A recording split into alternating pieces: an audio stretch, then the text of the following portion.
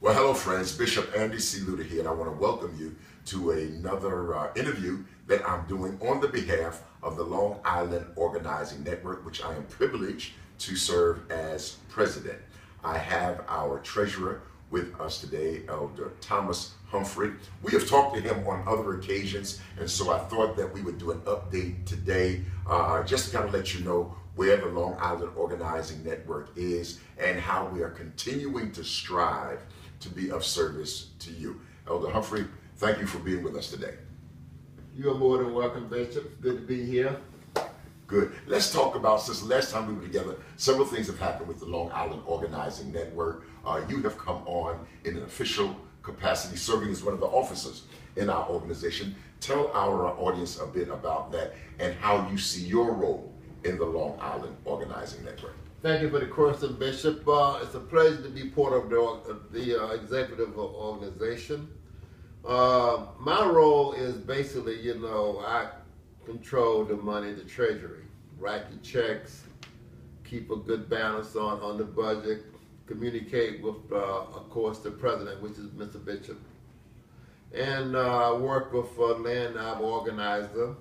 And so what we've been doing, we've been looking at the books, and we make sure that things is properly kept, especially the records. Make sure that everyone is paid. It's a pleasure to be able to work for the lounge because we are trying to better our community. We are reaching out to the community, those that are in need, that things that they can't work themselves, we are there for them. So it's a pleasure just to be part of the executive board and work with the president and other staff members.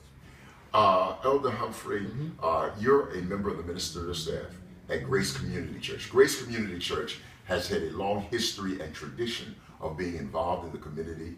Your pastor, Pastor Burgess, has been one of the long-time vocal advocates of our community. What do you see in terms of the landscape of our community? What do you see as the most pressing problems that we have here in the North Amityville, Copiague, East Farmingdale area? Thanks for the question, Bishop. From my point of view, I do see some things that concern me, and it's mostly the have and the have-nots, and also some of the injustice that's in our community.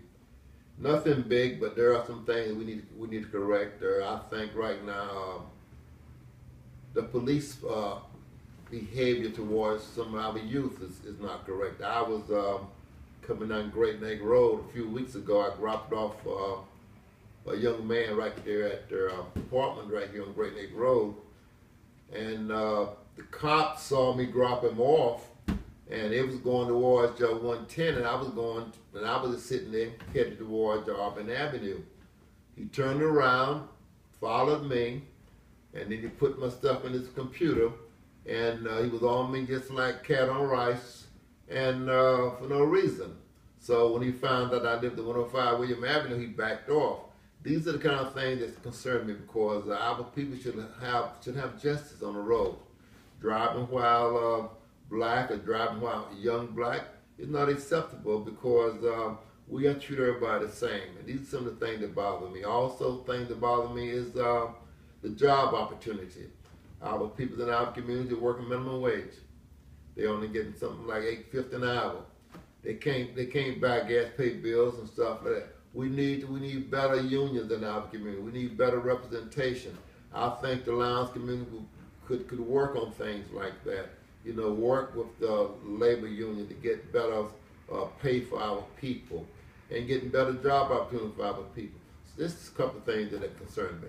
Okay. One of the things that President Obama, you remember several years ago, President Obama was really in a firefight for his political life because his association with Pastor Jeremiah Wright out of Chicago put him under a great deal of scrutiny. But one of the things that President Obama said was that I yet have hope. And he talked about despite the disparities of the past, he still affirmed hope for the future. What kind of hope do you have, Elder, as it relates to our community? Thanks for the question, Bishop. We do have hope because we are Christians, and the Bible teaches us to have hope and walk in faith. My hope for our community is that I know that we need to, if we can just engage our youth, the young people in our community, set them on the right course in life. What do I mean by that? I mean through education, through job training, through obedience to the parents,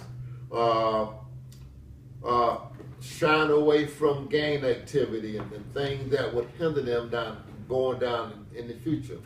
But I do believe that through our churches, through our organization like Lounge and other organizations, NAACP, I think the future is bright. I think the president is right. We do have the hope because as long as we learn from our past and go into the future with those skills, we'll be fine.